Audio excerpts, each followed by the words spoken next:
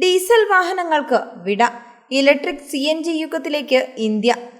Net zero carbon emission എന്ന ലക്ഷ്യം 2070 കൈവരിക്കാൻ രാജ്യത്തെ നിരത്തുകളിൽ നിന്ന് ഭാവിയിൽ ഡീസൽ വാഹനങ്ങളെ പൂർണ്ണമായി ഒഴിവാക്കേണ്ടി വരുമെന്ന് നീതി ആയോഗ്. പകരമായി ഹൈബ്രിഡ് CNG വാഹനങ്ങൾക്ക് കൂടുതൽ മുൻഗണന നൽകേണ്ടത് അനിവാര്യമാണെന്ന് നീതി ആയോഗിന്റെ റിപ്പോർട്ടിൽ വ്യക്തമാക്കുന്നു. നെറ്റ് സീറോ ലക്ഷ്യത്തിനായി ഉയർന്ന മലിനീകരണ തോതുള്ള ഡീസൽ വാഹനങ്ങൾ നിരത്തിൽ നിന്ന് ഒഴിവാക്കുമ്പോൾ പെട്രോൾ വാഹനങ്ങളുടെ ഉപയോഗത്തിലും കുറവ് വരുത്തേണ്ടി വരും. നിലവിലുള്ള 76% നിന്ന് 2070 പെട്രോൾ വാഹനങ്ങളുടെ എണ്ണം 29% കുറയ്ക്കണമെന്നാണ് കണക്ക്.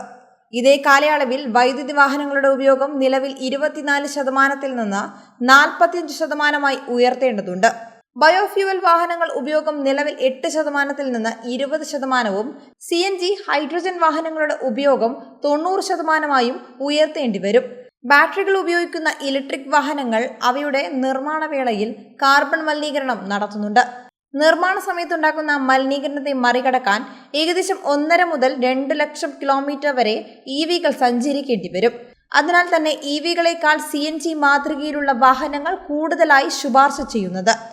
ഫോസിൽ ഇന്ധനങ്ങൾ ഉപയോഗിക്കുന്ന വാഹനങ്ങളുടെ എണ്ണം നിയന്ത്രിക്കുന്നതിനോടൊപ്പം വാഹനങ്ങളുടെ കാര്യക്ഷമത വർദ്ധിപ്പിക്കുന്നതിന് കർശനമായ കോർപ്പറേറ്റ് ആവറേജ് ഫ്യൂവൽ ഇക്കോണമി മാനദണ്ഡങ്ങൾ, ഭാരത് സ്റ്റേജ് മാനദണ്ഡങ്ങൾ ആഗോള നിലവാരത്തിലേക്ക് ഉയർത്തുക എന്നിവയും നടപ്പിലാക്കേണ്ടി വരുമെന്നാണ് വിലയിരുത്തപ്പെടുന്നത്.